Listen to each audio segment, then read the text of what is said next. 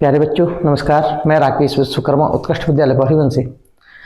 इसके पहले हम कक्षा 12वीं के बारे में देख रहे थे। आज हम कक्षा 11वीं के बारे में अध्ययन करेंगे। और जैसे कि परीक्षा बहुत ज़्यादा नज़दीक है तो हम जो इम्पोर्टेंट टॉपिक है जैसे गुरुत्वाकर्षण उसके बारे में अपन देखते हैं। तो गुरुत्वाकर्षण में 2-3 क्वेश्चन ऐसे हैं कि जो बहुत ज़्यादा इंपॉर्टेंट है और परीक्षा की दृष्टि से यानी उनके आने के चांसेस ज़्यादा रहते हैं। जैसे कौन सा क्वेश्चन हम देखें कि इसमें एक क्वेश्चन आता है कि पृथ्वी की सतह से ऊंचाई पर जाने में गुरुत्वीय त्वरण के मान में क्या परिवर्तन होता है।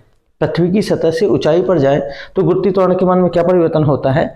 या फिर ये क्वेश्चन इस प्रकार से भी आ सकता है कि सिद्ध कीजिए कि पृथ्वी की सतह से ऊंचाई पर जाने में गुरुत्वीय त्वरण का मान क्या होता है, कम होता है। तो क्या क्या क्वेश्चन आएगा यहाँ पर अपन देख लेते हैं। पहला, पृथ्वी की सतह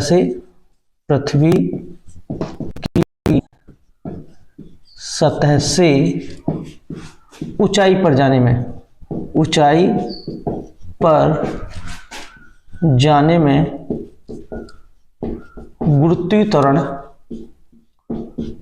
गुरुत्वीय त्वरण के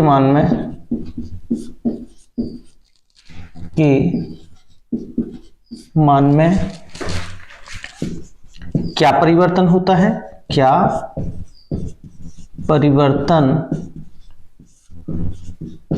है, एक तो ये पूछा जा सकता है। या फिर अथवा करके या हम कह सकते हैं कि सिद्ध कीजिए कि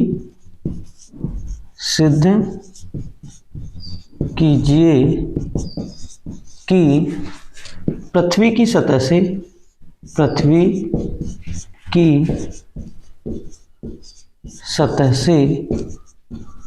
ऊंचाई पर जाने में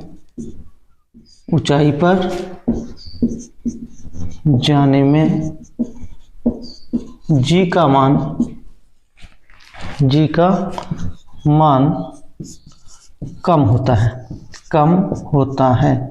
ठीक है, तो ये जो क्वेश्चन है परीक्षा में अनेकों बार पूछा गया है कि पृथ्वी की सतह से ऊंचाई पर जाने में गुरुत्वीय त्वरण के मान में क्या परिवर्तन होता है और सिद्ध कीजिए कि पृथ्वी की सतह से ऊंचाई पर जाने में जी का मान क्या होता है, कम होता है। जैसे कि हम जानते हैं कि जो गुरुत्वीय त्वरण है, जी यानी गुरुत्वीय त्वरण, कैपिटल जी जो होता है गुरुत्वीय नियतांक है।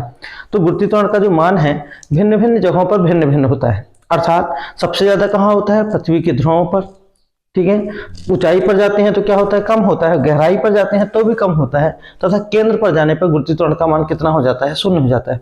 तो इसका जो पहला जो व्यंजक है वो ये कहता है कि सिद्ध कीजिए कि पृथ्वी की सतह से ऊंचाई पर जाए तो जी का मान कम होता है या कितना होता है। ठीक है, तो चलिए अपन स्टार्ट करते हैं कि हम मानते हैं कि माना पृथ्वी गोल है। पृथ्वी क्या है, गोल है, जिसका द्रव्यमान कितना है, कैपिटल M, केंद्र कितना है इसका O, तथा इसकी जो त्रिज्या है वो कितनी है, कैपिटल R है। कैपिटल कितनी है, R। यही अपन लिखते हैं कि माना पृथ्वी गोल है, माना पृथ्वी गोल है जिसका द्रव्यमान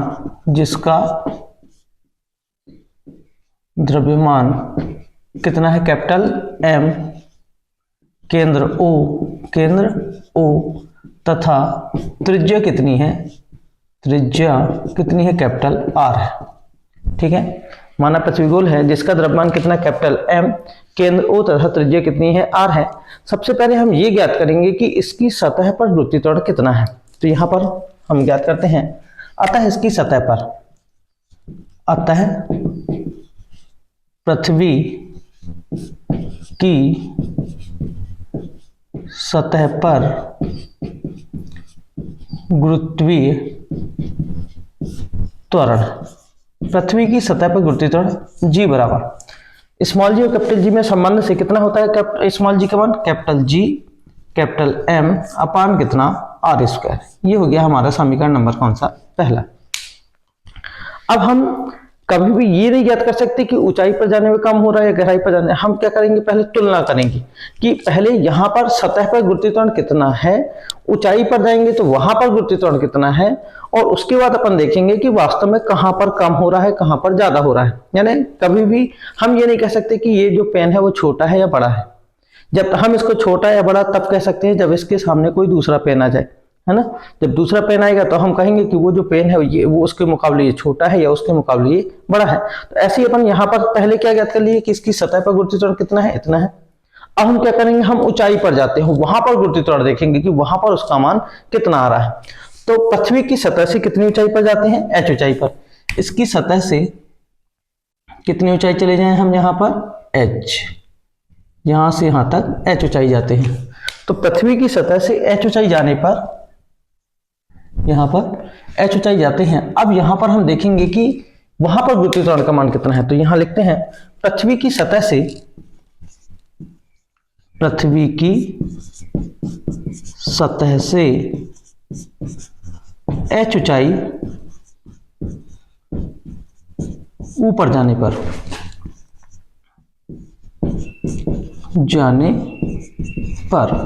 हम जब पृथ्वी की सतह से h ऊंचाई जाते हैं तो अब केंद्र से दूरी कितनी हो जाएगी, जाने पर केंद्र से दूरी कितनी हो जाएगी। हम देखें जब h ऊंचाई ऊपर चले गए तो यहां से यहां तक की त्रिज्या कितनी है r, और यहां से यहां तक कितनी है h। तो टोटल कितनी हो जाएगी, r प्लस कितनी h होगी। केंद्र से दूरी कितनी हो जाएगी, r प्लस h होगी। कितनी हो जाएगी, r प्लस h। अतः पृथ्वी की सतह से h ऊंचाई पर, अतः पृथ्वी की सतह से h ऊंचाई पर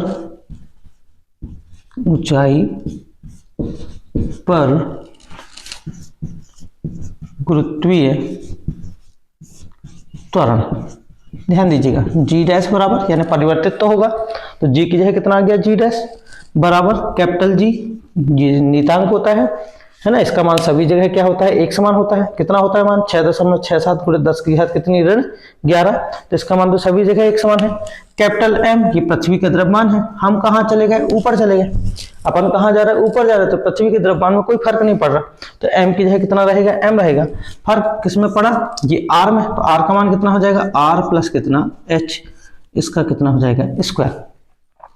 अब अपन देख रहे हैं कि पृथ्वी की सतह पर गुरुत्वीय त्वरण कितना है, जी बराबर जी एम अपान कितना, आर स्क्वायर।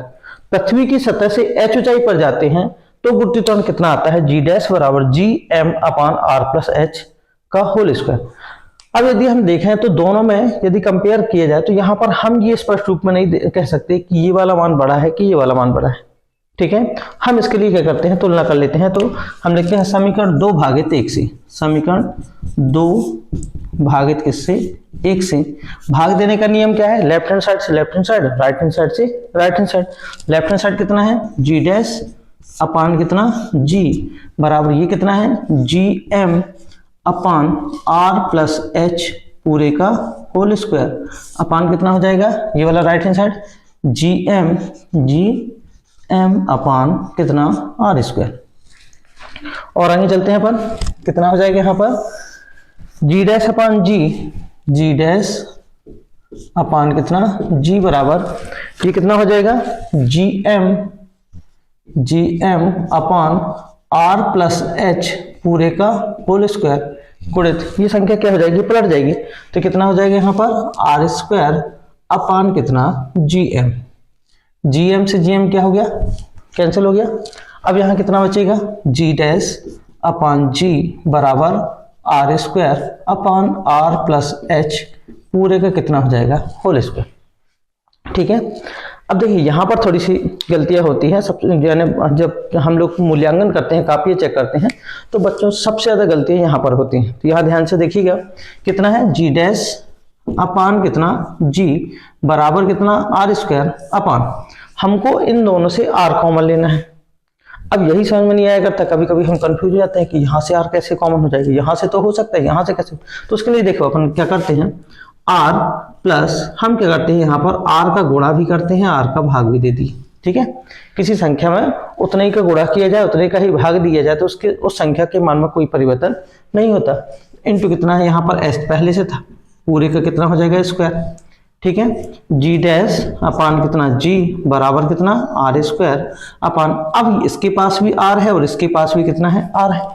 अब दोनों से हम क्या ले लिए, आर क्या हो गया, कॉमन, यहाँ कितना बचेगा 1, और यहाँ कितना हो जाएगा, क्योंकि ये वाला अंश वाला r तो कॉमन हो गया, तो कितना बचेगा h अपान कितना r, पूरे की घात कितनी हो जाएगी यहाँ पर 2, पूरे की घात कितनी हो जाएगी 2। ज्यादा हो तो यहाँ छोटा कोष्ठक लगा सकते हैं ऐसा, ठीक है। अब g डैश अपान कितना g बराबर r स्क्वायर अपान यहाँ कितना, ये अलग अलग वर्ग कर देते हैं तो r का वर्ग अलग, और यहाँ कितना हो जाएगा 1 प्लस h अपान r पूरे की घात कितनी 2। r स्क्वायर से r स्क्वायर क्या हो गया, कट गया। यहाँ कितना बचेगा g डैश अपान g बराबर कितना हो जाएगा 1 अपान 1 प्लस h अपान r पूरे की घात कितनी 2, ठीक है। अब हम जानते हैं कि यदि किसी संख्या को, जैसे हर में है, हर को अंश में आए तो उसकी घात का चिन्ह बदल जाता है, ठीक है, या अंश से हर मिल जाए तो उसकी घात का चिन्ह बदल जाता है। तो यहाँ कितना हो जाएगा g डैश अपान g बराबर, ये संख्या को ऊपर लाते हैं तो कितना हो जाएगा 1 प्लस h अपान r पूरे की घात कितनी हो जाएगी, ऋण कितना 2, ऋण कितना 2। हम यहाँ पर लगाते हैं द्विपद प्रमेय। कौन सा प्रमेय लगाते हैं, द्विपद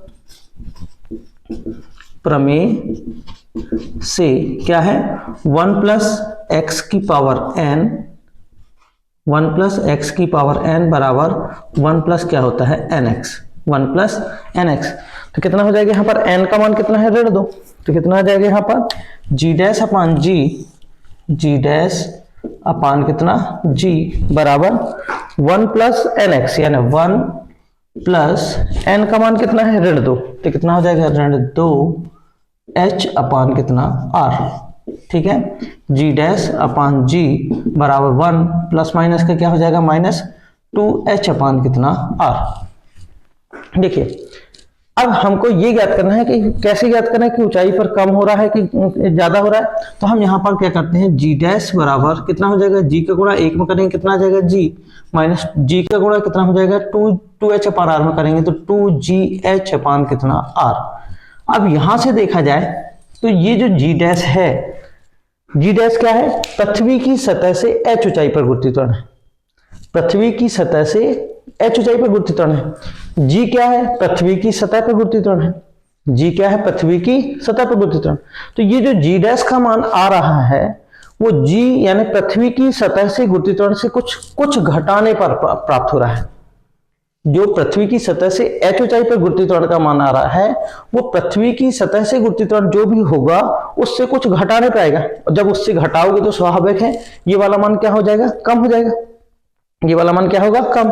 तो यहां पर लिखेंगे कि चूंकि g डैश छोटा है किससे, g से, g डैश छोटा है किससे, g से, अतः सिद्ध होता है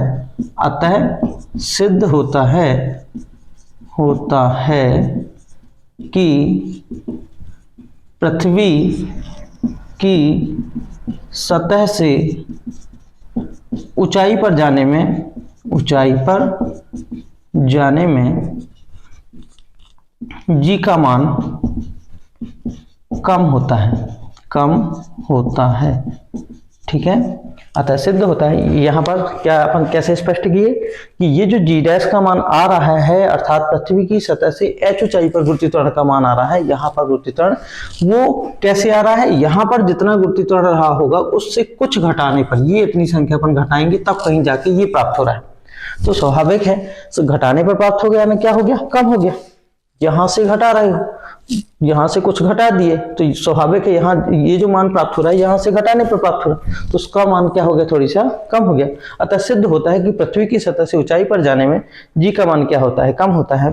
तो सभी बच्चों को समझ में आ गया होगा कि पृथ्वी की सतह से ऊंचाई पर जाने में g का मान क्या होता है। तो सभी बच्चे नोट कर लें, स्क्रीनशॉट ले लें, और इसके बाद की क्लास में हम देखेंगे कि पृथ्वी की सतह से गहराई पर जाते हैं तो g के मान में क्या परिवर्तन होता है, या सिद्ध करेंगे कि पृथ्वी की सतह से गहराई पर जाने में या केंद्र पर जाने में गुरुत्वीय त्वरण का मान क्या होता है, 0 होता है। तो यदि क्लास अच्छी लगी हो तो सभी बच्चे लाइक करें, सब्सक्राइब करें, शेयर करें और अपने एग्जाम की अच्छी तैयारियां करें, बहुत अच्छे नंबरों से पास हों। इसके लिए बहुत ऑल द बेस्ट, धन्यवाद।